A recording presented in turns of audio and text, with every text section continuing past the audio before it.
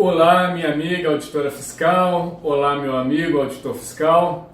Esse é o vídeo 6 dessa nova série, O que aprendi sobre o sindicato, e já é o nosso último vídeo para concluir essas reflexões que eu queria compartilhar com vocês.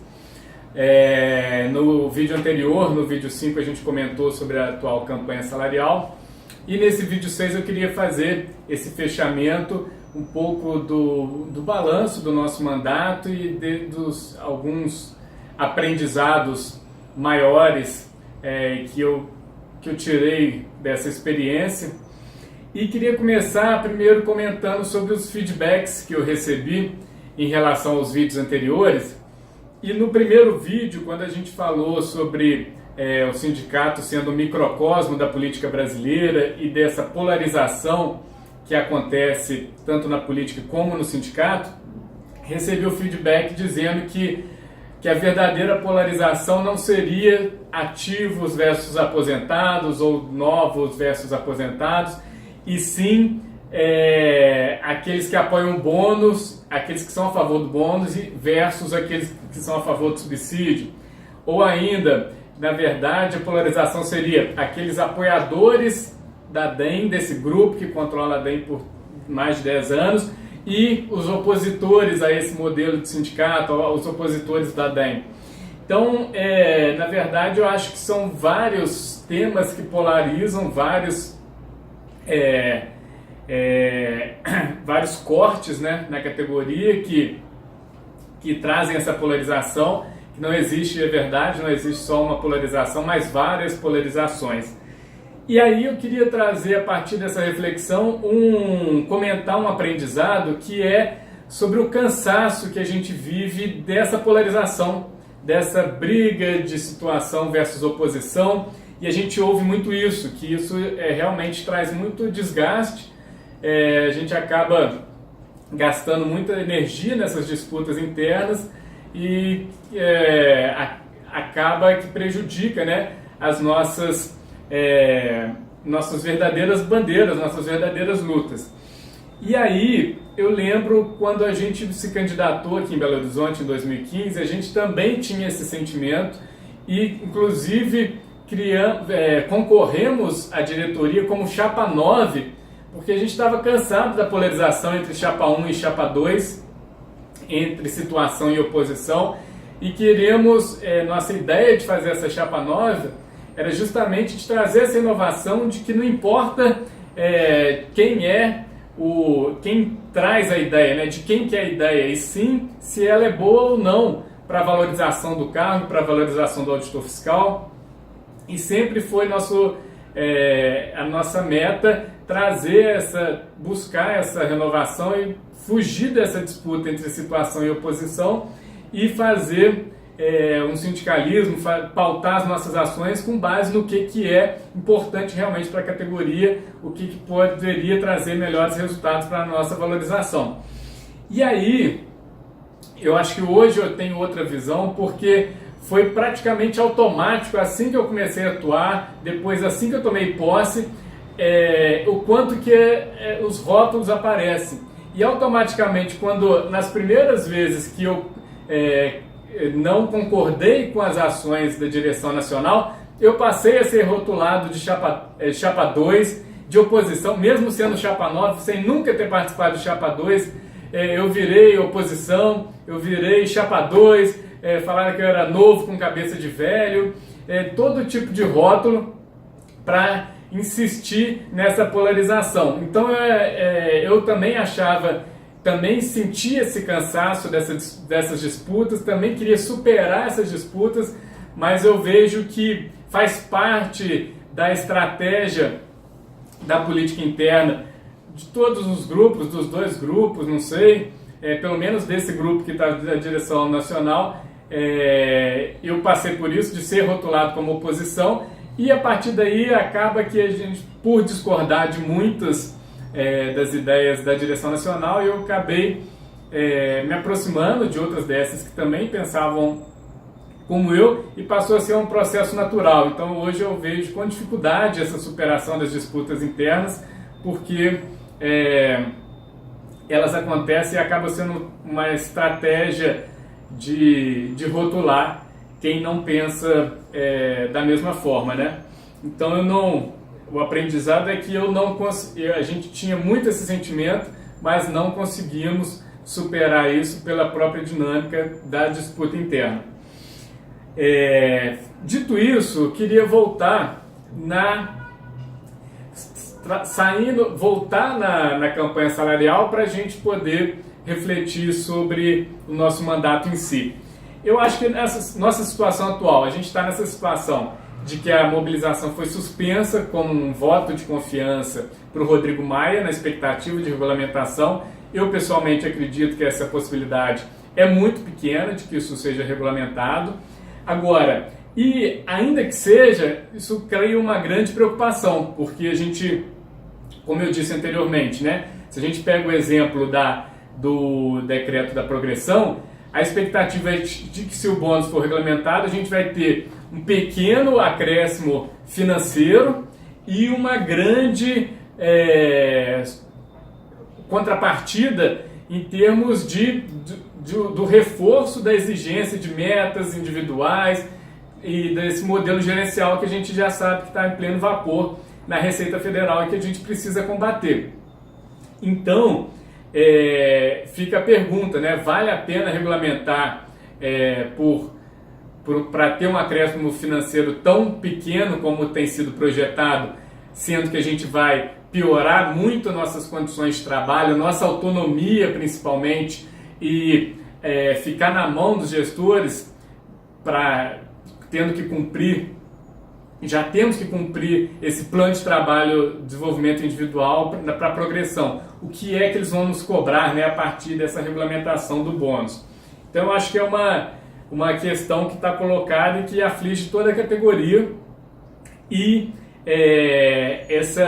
esse reforço do gerencialismo me traz para a próxima questão que eu queria trazer para vocês, que é essa cultura organizacional da Receita Federal, né? Que me parece, desde que eu comecei a atuar, eu venho chamando atenção para isso, o quanto que essa cultura organizacional é nefasta para nós, para todos os servidores públicos, especialmente para os auditores fiscais. E eu acho que são dois grandes desafios. Essa cultura organizacional envolve duas grandes questões. A primeira é um desafio do próprio serviço público.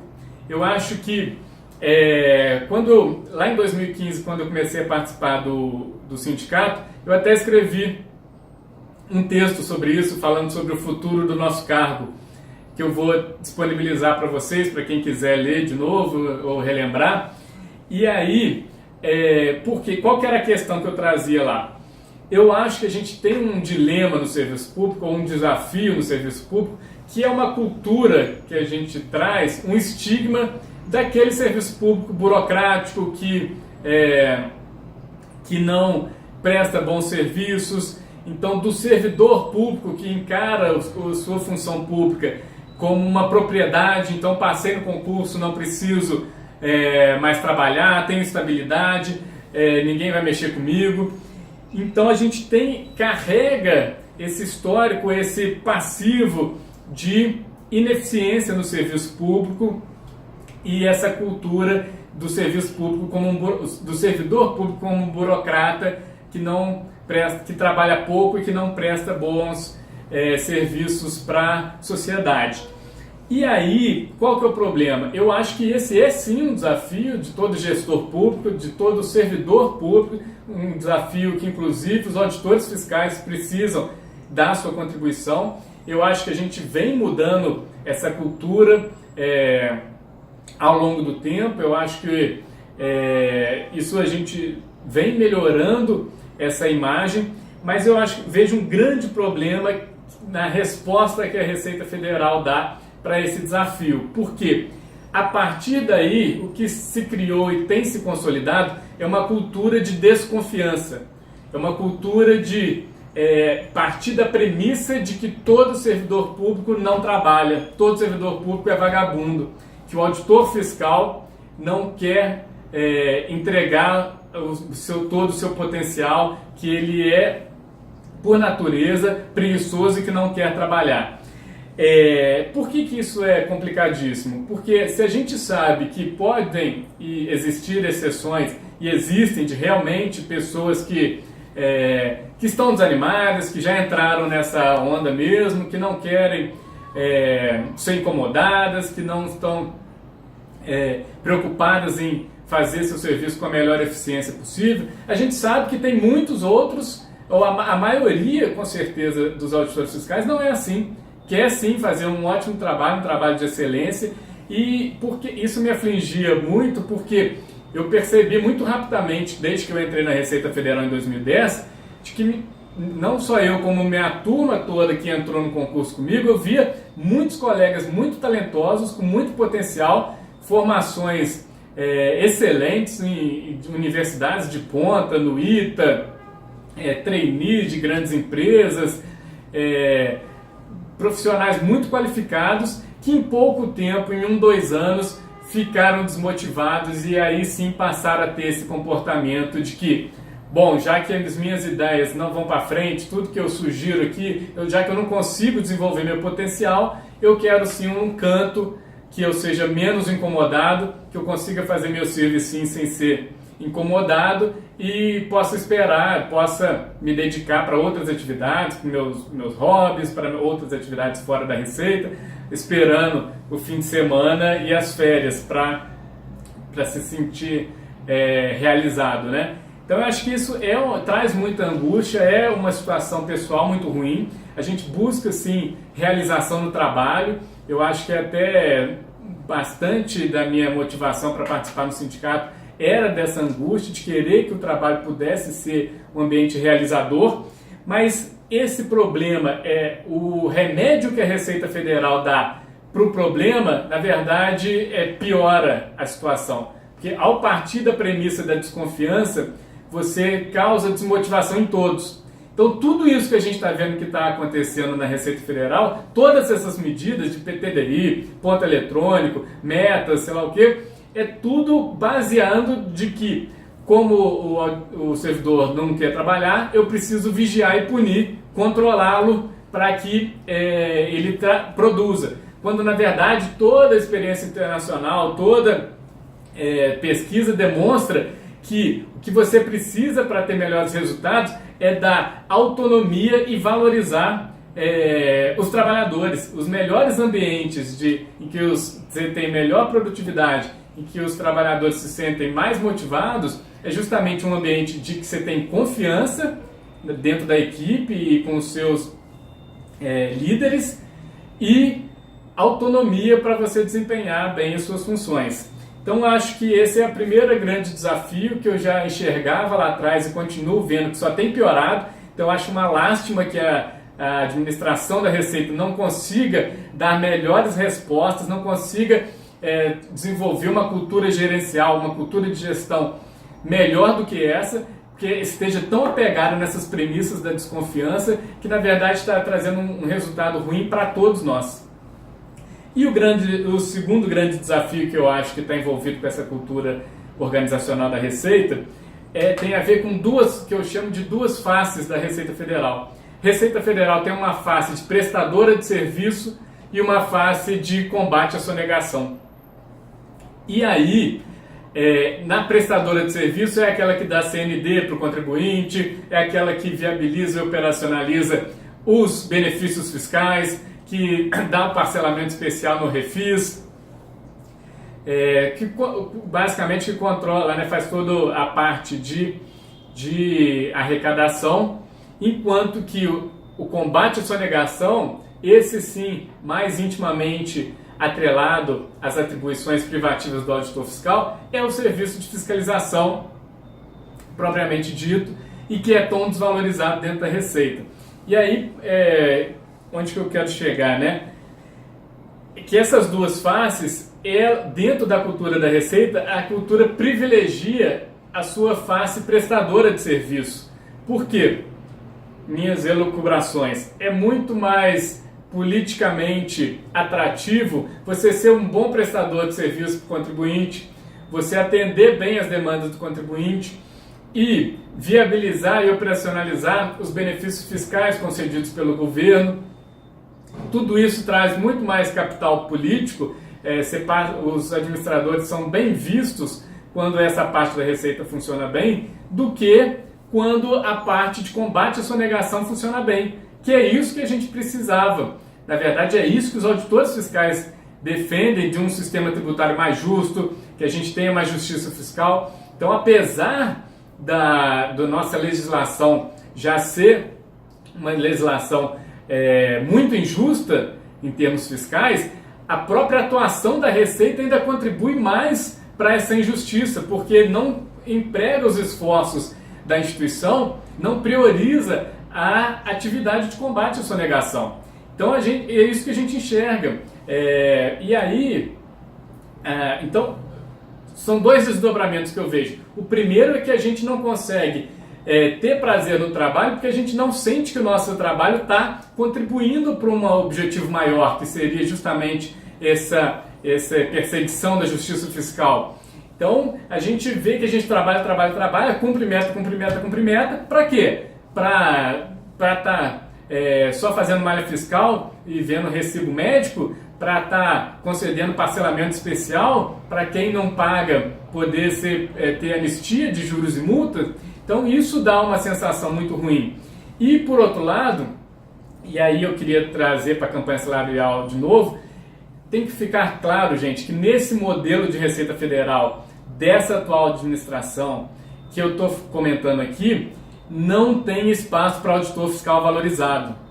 A gente só vai ter valorização do auditor fiscal quando a Receita Federal priorizar essa outra face sua, que é o combate à sonegação. E aí sim precisa de uma administração forte, porque ao combater a sonegação, a gente incomoda sim os apoiadores do governo, incomoda grandes empresários, incomoda a bancada ruralista, incomoda muitos setores da sociedade que dão sustentação a esse governo e a tantos outros governos que passaram por aí.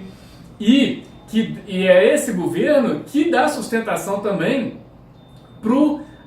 para a administração da Receita Federal.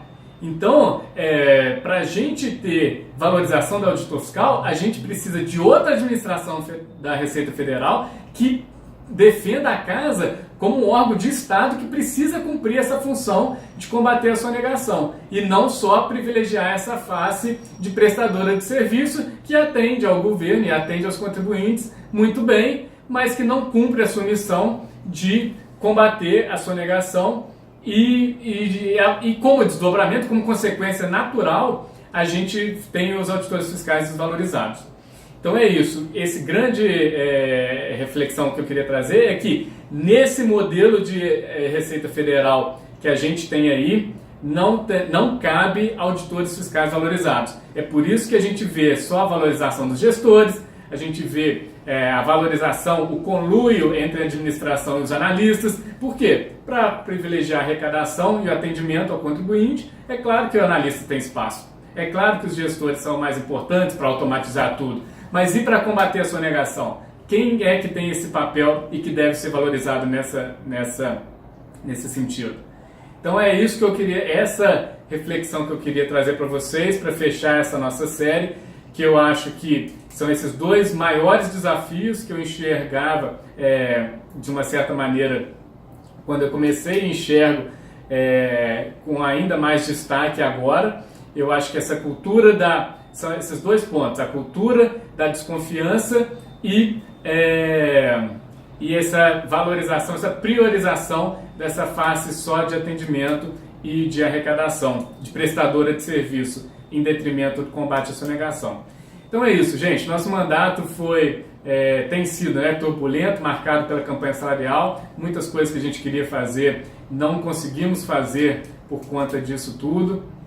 Eu acho que a mensagem final que eu queria dizer é que eu acho que talvez o maior ponto positivo que eu enxergo é nesse cenário tão difícil, de tanta intolerância, tanta polarização, a gente ter conseguido manter um clima de respeito aqui na DS Belo Horizonte, dentro da diretoria, com os filiados. A gente viu muitas brigas por aí, muitas desentendimentos país afora, e eu acho que a gente ter conseguido manter esse clima de respeito nas nossas assembleias, nas nossas ambientes de trabalho foi muito importante, e era essa a mensagem final que eu queria deixar para vocês. Ainda temos 6 meses pela frente, continuamos, mas nessa série encerramos aqui. Muito obrigado a todos que assistiram, um grande abraço e continuamos.